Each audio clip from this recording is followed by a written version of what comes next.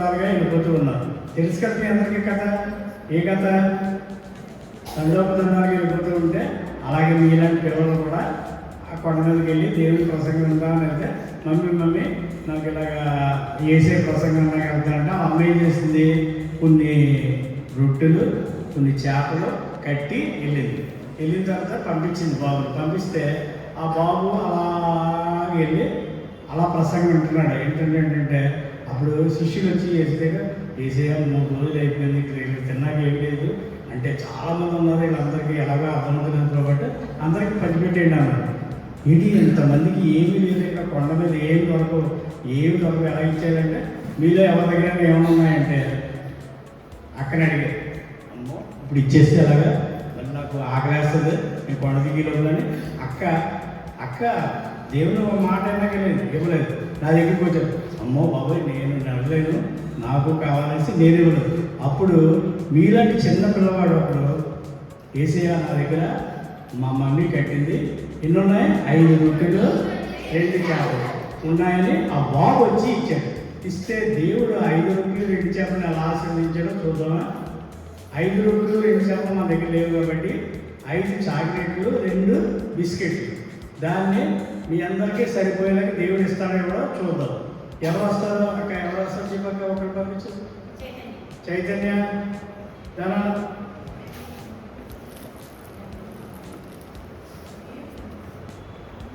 ఒకటి ఎన్ని చాక్లెట్లు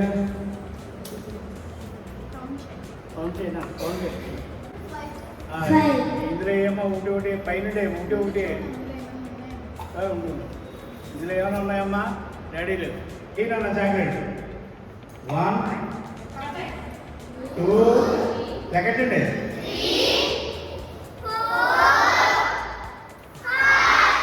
అయినా ఇక 2 చేపల బదులు 2 బిస్కెట్లు ఇస్తున్నాను. ఇదని లెక్కండి. 1 5 రొట్టెలు 2 చేపలని 5,000 మంది పంచాడు. అయితే మనం ఏం చేద్దామంటే 5 చాక్లెట్లని 2 బిస్కెట్లని ఎక్కువ మందికి వచ్చేలాగా మనం దేవుడు ఏ విధంగా చేశాడన్నది చూద్దాం.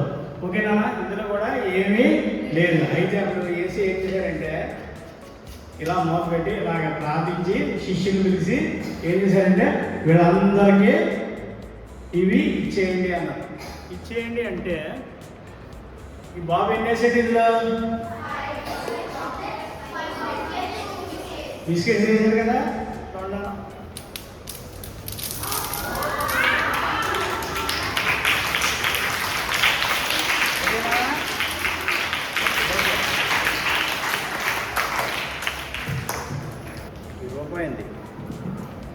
దేవుడికి మనం ఇవ్వడం ద్వారా దేవుడు మనకి ఎక్కువగా ఆశీర్వదిస్తాడు. ఎలా ఆశీర్వదిస్తాడో చూద్దాం. నా దగ్గర ఇందులో ఏమైనా అయితే ఈ బాబు దగ్గర రూపాయి ఉంది. ఈ రూపాయి దేవుని సన్నిధిలోకి వచ్చి అతని దగ్గర ఏమి దాచుకోకుండా తన దగ్గర ఉన్న రూపాయి దేవుడికి ఇచ్చేస్తే ఏమవుతుంది అనేది చూద్దాం. ఏముందన్నా చూసా, ఏం లేదు. ఇందులో రూపాయి వేసాను, వేసి దేవుడికి ప్రార్థన చేసుకున్నాను. ప్రార్థన చేసిన తర్వాత దేవుడు ఏం చేశాడో చూద్దాం. ఎంత ఇచ్చాడు? 5 రూపాయలు. చూపించండి.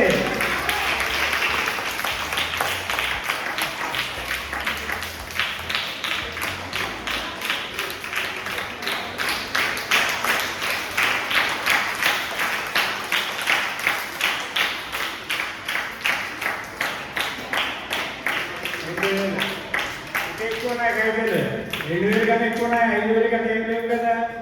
దేవుడు ఇతను 1 రూపాయి ఇస్తే దేవుడు సంజయ్కి దేవుడు ఇలా ఆస్వాదించాడు. ఓకేనా నాన్న? మనం దేవుడికి ఇవ్వడం నేర్చుకోవాలి. దేవుడికి ఇచ్చి సంఘాన్ని అభివృద్ధి పరిస్తే మనం కూడా అలాగా ఇంకా దేవుడు మనం ఇంకా ఆశీర్వదిస్తాడు. కాబట్టి మనకున్న దాంట్లో దేవుడి కంటే దేవుని సేవ చేసేవాడికి అందరికి ఇస్తే, పాస్టర్కి ఇస్తే అది ఇలాగే ఆశీర్వదిస్తున్నాడు. ఓకేనా?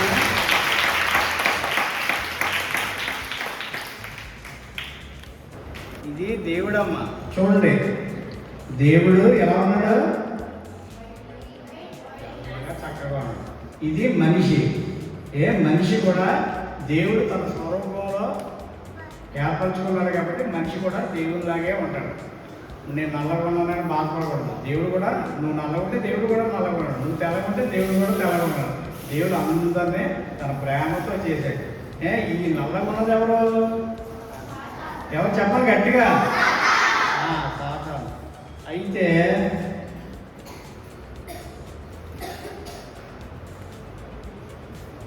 ఈ కుర్రాడు చక్కగా సండే స్కూల్కి వచ్చి చక్కగా చేసేవాడు, చక్కగా ఉండేవాడు, అన్ని యాక్టివిటీస్లో ఉండేవాడు. ఇప్పుడు చూడు అన్నీ చూడు చక్కగా వీడియో ఇచ్చారు.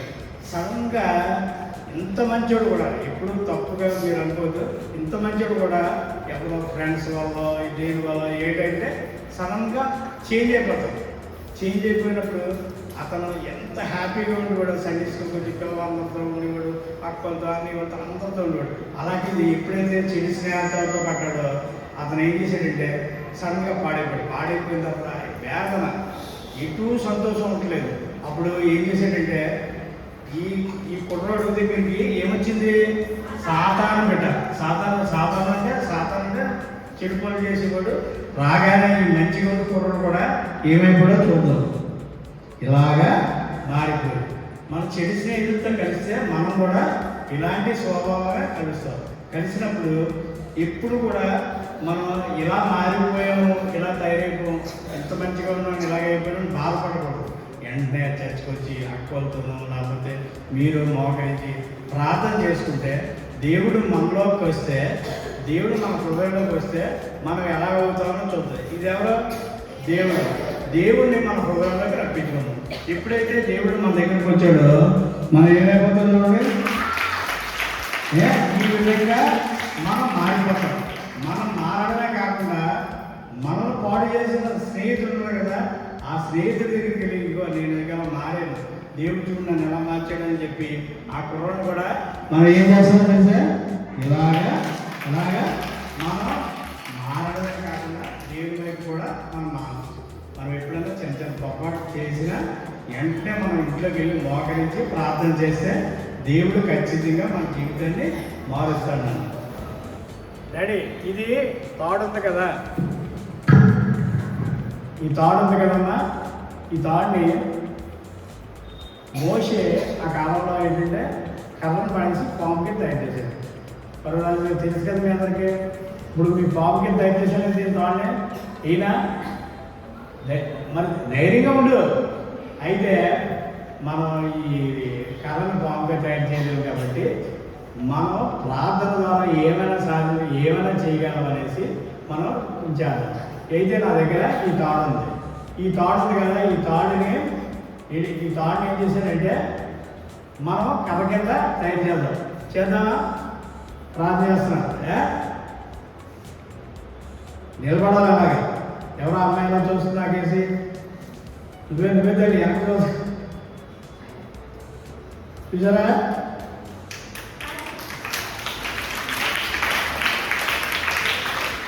ఆ రోజుల్లో బండరాజు దగ్గర మోషే ఎలా చేశాడో ఇప్పుడు మనం కూడా అలా చేస్తున్నాం. ఏం కనుకున్నాం?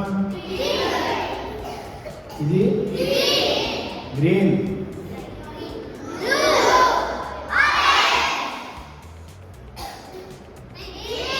పింక్ అన్నయ్యా, గ్రీన్ అన్నయ్యా, బ్లూ అన్నయ్యా, ఆరెంజ్ అన్నయ్యా.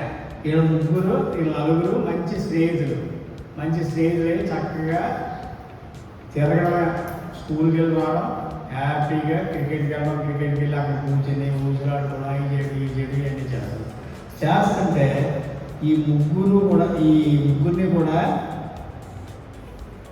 వదిలి ఈ అబ్బాయి ఏం చేశాడంటే ఇలా వస్తుంటే అక్కడ క్రికెట్ ఆడుకుని ఇలా వస్తుంటే ఈ గ్రూప్ చర్చిలో సండే స్కూల్ అవుతుంది. ఏటవుతుందా అనేసి ఇలా వచ్చి ఇక్కడ నుండి చూస్తుంటే ఇక్కడ పిల్లలంతా ఆనందంగా ఉన్నారు, చాలా హ్యాపీగా ఉన్నారు. వీళ్ళ జీవితం ఎలా ఉందంటే వీళ్ళ నలుగురు ఉండేటప్పుడు ఇందులో ఏమైనా సౌండ్ ఎక్కడుందమ్మా, ఏమైనా వస్తుందా? ఏమీ లేదు. అయితే ఎప్పుడు కూడా వీళ్ళ నలుగురు ఎలా ఉంటే ఇతను ఒక్కడు కూడా క్రికెట్ నుండి బేగా వచ్చేస్తుంటే ఇక్కడికి వచ్చేసరికి సండే స్కూల్ జరుగుతుంది. ఏంటి ఎంతమంది పిల్లలు ఉన్నారు అనేసి ఇక్కడికి వచ్చి చూశాడు. చూడగానే మీరు ఇంత పాట పాడారు కదా, ఎంత చక్కగా పాడుతుంటా, చాలా బాగుంది చాలా బాగుంది అని అక్కడి నుంచి నేను కదులుతలేదు. చక్కగా ఆలకించిన తర్వాత ఇప్పుడు అక్క స్టోరీ చెప్పింది కదా, స్టోరీ చెప్పి అవును నిజమే, ఇలా నేను తప్పు చేసి ఇలా చెడు తిరిగి పాడైపోయి దేవుని సన్నిధికి వచ్చి ఇచ్చేద్దాం అనేసి ఆ కుర్రాడు ఏం చేశారంటే చక్కగా ఇక్కడికి వచ్చి అక్క మరి నేను ఇలా చెడు స్నేహితులతో తిరుగుతూ ఇలా ఉన్నాను, నా గురించి ప్రార్థన చేయగానే ప్రార్థన చేయించుకోవడం కాబట్టి ప్రతి ఆదివారం సండే స్కూల్కి వచ్చి సండే స్కూల్ నుండి ఇంటికి వెళ్ళిపోవడం. ఇప్పుడులాగా వీడు క్రికెట్కి రావట్లేదు, ఎక్కడికి సినిమాకి రావట్లేదు, బీచ్కి రావట్లేదు, ఎక్కడ రావట్లేదు, ఏ విధంగా ఇలాగైపోయాడంటే లేదు నేను దేవుని గురించి తెలుసుకున్నాను, అందుకే నా జీవితం మారింది. ఏంటి మేము మాట్లాడే నువ్వు నీకేంటి ప్రత్యేకత, నీకేముంది ప్రత్యేకత ఉందా? దేవుని యొక్క శక్తి నాలో ఉంది, నాలో ఒక బలమైన ఉంటుంది అనేసి ఇప్పుడు వరకు ఇలా అందరూ ఎలా ఉండేవారమ్మా? ఇలా ఉండేవారు అందరూ కూడా ఇలా ఉండేవారు కదా. ఇప్పుడు ఈ అబ్బాయి అయితే ఎలా అయిపోయింది సార్ ఒక విధమైనటువంటి భావం వచ్చి ఏంట్రా నీకు ఎంత బలం వచ్చింది, ఇంత ఏది వచ్చింది అంటే మీకు చూడండి మ్యాజిక్ అంటే సౌండ్ అవుతుందంటే సౌండ్ అని కదా, దేవుని యొక్క ఆత్మ వస్తే మనం అంత శక్తివంతులుగా ఉంటామని అంటే. అయితే ఇలా వచ్చింది మాకు కూడా, ఎందుకంటే ఇది వచ్చిన తర్వాత ఇతను మారిన తర్వాత అన్నింటిలో ఫస్ట్ క్లాసే, స్కూల్లో ఫస్ట్ క్లాస్ అన్నీ కూడా అవుతుంటే మాకు కూడా రావాలని అంటే అయితే రండి మా ప్రతి ఆదివారం 7:30కే గ్రూప్ చర్చలో సండే స్కూల్ జరుగుతుంది. సండే స్కూల్కి వచ్చే చక్కగా పాటలు చెప్తారు, వాక్యాలు చెప్తారు, కన్నడ వాక్యాలు చెప్తారు, అన్నీ చెప్తారంటే వీళ్ళ ముగ్గురు కూడా తీసుకొచ్చారు సండే స్కూల్కి. వీళ్ళ ముగ్గురిని తీసుకొస్తే వీళ్ళ ముగ్గురు కూడా సండే స్కూల్కి వచ్చి చక్కగా నేర్చుకున్న తర్వాత ఇతను ఎప్పుడైతే ఇతనికి ఆత్మ ఎలా వస్తుంది చక్కగా చదువుతుందా, వీళ్ళకి సౌండ్ ఏమి వచ్చింది కదా. ఇప్పుడు ఏంటంటే వీళ్ళు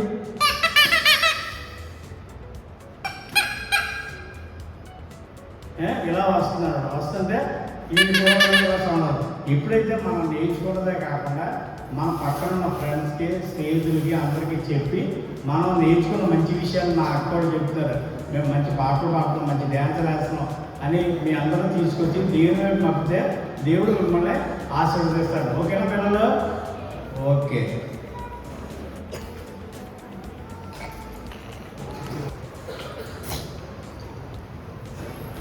అయితే నా దగ్గర ఒక ప్రశ్న ఉంది. ఏంటిది చెప్పాలి గట్టిగా, పెద్ద పిల్లలన్నా మాట్లాడాలి. ఫ్లవర్స్ ఉన్నాయి, ఏ కలర్లో ఉన్నాయి? ఎవరో సార్ నువ్వు వెళ్ళానా? డాడీ నువ్వేరా? మీరు చెప్తుంటే హుషారుగా చెప్తుంటే ఇప్పుడు సాదాసీదాగా ఏం పేరున్నాడు?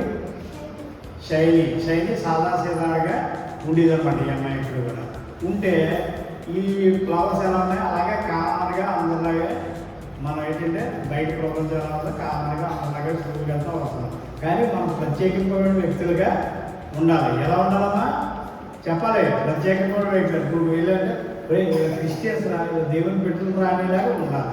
అయితే ఈ పిల్ల ఏంటి ఎలా ఉన్నానంటే ఒక రోజున వచ్చి ఇలా అక్కడ దగ్గరికి వచ్చి ఇలా చెప్తే అన్నాను, మీరు చాలా తప్పులు చేస్తున్నావు, పైకి సండే స్కూల్కి వస్తున్నావు కానీ నువ్వు మాత్రం ఇంట్లో అన్న మాట వింటలేదు, తర్వాత అబద్ధాలు ఆడుతున్నావు, స్కూల్లో కూడా పక్కన పడుతున్నావు, ఇలా చేస్తున్నావు, అన్నీ మానేసుకోవాలన్నా అంటే అలాగే అక్క తప్పనిసరిగా నేను అవన్నీ మానేసుకుంటాను అని చెప్పింది. అయితే నీలో ఉన్న చెడుగుతూ చెప్పమ్మా, అబద్ధాలు ఆడలేదు నేను కూడా చెప్పాలా? మగవాడ బాగుంటుంది, మన అక్కడే మనవాళ్ళే చెప్పు, ఏ తప్పు చేస్తుంది ఒకటి ఏమి చేయవా చేసేవాడు చేసేవాడు ఎవరో చేయట్లేదా? అబద్ధం ఆడదా? నమ్మింది ఎక్కువ, నమ్మి చెప్పిన కొద్ది అర్థవా అన్నీ చేయించి ఏమి చేయలేని కావాలి, ఏదో ఒకటి చెప్పినాడు. ఏం చేయవా? Very good. అందరూ క్లాస్ అందరూ కూడా ఎలా ఉన్నాయి? ఎవరన్నా శైలి ఎలా ఉండే ఒక్కటి చెప్పండి, మీరు చేయొద్దులే, ఎవరన్నా చేసి చెప్పండి. నేనైతే అప్పుడప్పుడు ఆంటీతో అబద్ధాలు ఆడతాను, నాలో ఉన్న అబద్ధాలనే ఇలాగా తీసేస్తున్నాను, నా హృదయంలో తల్లిదండ్రుల మాట వినకపోవడం, అది కూడా మన హృదయంలో నుండి తీసేయాలి. ఓకే, అన్ని మంచి పనులు చేస్తారంటే నమ్మను. ఎందుకంటే చదవకుండా సెలవు చూపుతారా?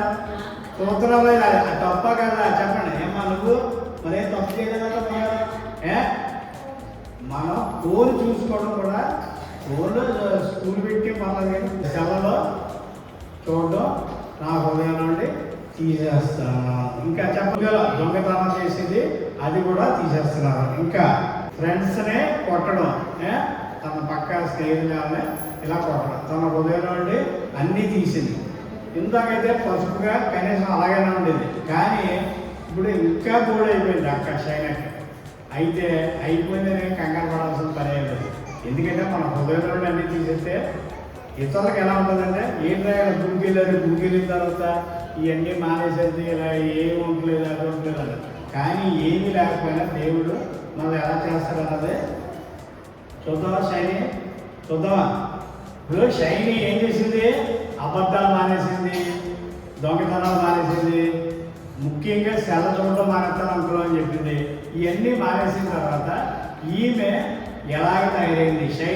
షైనీ గారు మీరందరూ కూడా అది మీరందరూ షైనీ చూద్దాం. రెడీ? నువ్వేం భయపడవు కదా? ఓకే, సరే.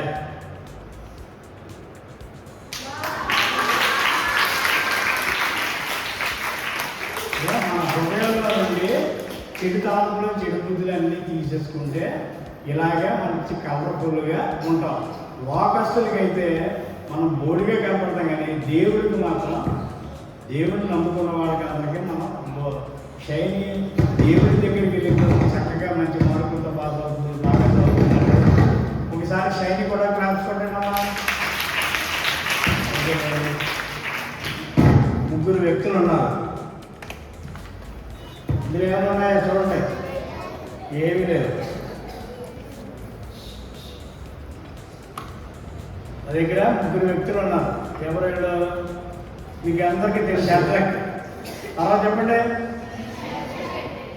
మేషక్, అబేద్నెగో. వీళ్ళ ముగ్గురు ఉన్నారు. వీళ్ళ ముగ్గురు కూడా రాజుగారు ఏం చేశారంటే శిలాగ్రహం సాష్టాంగపడి నమస్కారం చేయమంటే వీళ్ళ ముగ్గురు ఏం చేశారు? చెయ్యని కాక చెయ్యం, మా ప్రాణాలు పోయినా మేము చెయ్యమని చెప్పారు. మీరు కూడా అలాగే ఉండాలి. ఏమనంటే మేము ఏమైనా మేము ఆదివారం చర్చికి వెళ్తాము. అప్పుడు డ్యూటీకి రమ్మన్నాను. నేను చెప్తాను, మీరు నమ్మితే నమ్మలు అవ్వలేదు. డ్యూటీకి రమ్మంటే ఇక్కడ ఎలాగా నేను సండే స్కూల్కి వెళ్ళాలి, నేను రాను.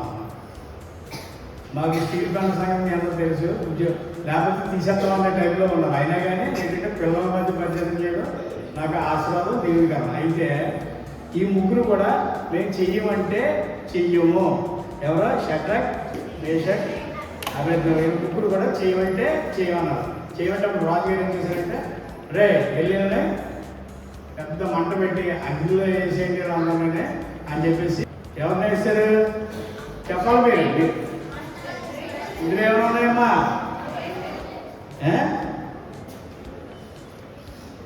షడ్రక్, ఈ ముగ్గురు కూడా అగ్నిలో వేశారు. ఈగానే ఏదో రాజుగారు వచ్చి ఏమైందంటే, సార్ ఏంటో అందులో వాళ్ళు అసలు చక్కగా తిరుగుతున్నారు సార్ అందులో. ఇటు ఇంకా మాట్లాడుతున్నారు. ఇంకా మాట్లాడిన తర్వాత రాజుగారు వెళ్ళొచ్చారు. అడిగితే వాళ్ళు ముగ్గురే కానీ 4వ వ్యక్తి కనపడుతున్నారు అన్నారు. నాలుగో వ్యక్తి ఎవరో 4వ వ్యక్తి అంటే మనం ఎన్ని వేసామమ్మా? అయితే 4వ వ్యక్తి ఎవరున్నారు అనేటప్పటికి చూద్దామా? దేవుడు. అయితే ఇందులో షడ్రక్, మేషక్, అబేద్నెగో వేసాం కదా. షడ్రక్, మేషక్, అబేద్నెగో కాబట్టి చూస్తున్నాం. ఎవరు ఉన్నారా? ఈ నలుగురు ఉన్నారు. మనం ఎప్పుడన్నా ఆపదలో ఉన్నప్పుడు మనం ప్రార్థిస్తే దేవుడు ఖచ్చితంగా దేవుడు మాటకి కట్టుబడి ఉంటే దేవుడు మనం అనుకుంటాం మనకి మన వెనకాల ఎవరు లేదు, మన వెనకాల ఇది లేదు. కాకపోతే ఎవరు ఉన్నా లేకపోయినా దేవుడు మన వెనకాల ఉన్నాడు. దేవుడు మాట ప్రకారం నడిస్తే ఖచ్చితంగా దేవుడు ఎప్పుడైతే వీళ్ళని ఎలాగైతే అగ్నిలో వేసినప్పుడు అగ్నిగుండంలో 4వ వ్యక్తిగా దేవతలను పంపించి ఎలాగైతే కాపాడాడో మనల్ని కూడా దేవుడు అలా కాపాడతాడు. ఓకేనా నాన్న? ఈ బాబు వాళ్ళ అమ్మ చాక్లెట్ కొనుక్కోమంటే చాక్లెట్ కొనుక్కోకుండా ఆ రూపాయి లేని వాడికి అడుగుంటే వాడికి ఇచ్చాడు. కానీ దేవుడు ఏం చేశాడు? రూపాయి ఇస్తే అని చెప్పి దేవుడు అని చెప్పి ఎంత ఇచ్చాడు అని ఇచ్చాడు చెప్పాలి. 2 రూపీస్. అబ్బాయి ఎంత ఇచ్చాడు దేవుడికి? దేవుడికంటే అదే లేని వాడికి ఇస్తే దేవుడికి ఇచ్చినట్టే 2 రూపాయలు ఇచ్చాడు. అని ఇక చాక్లెట్ కొనుక్కోవాలి. బాయ్.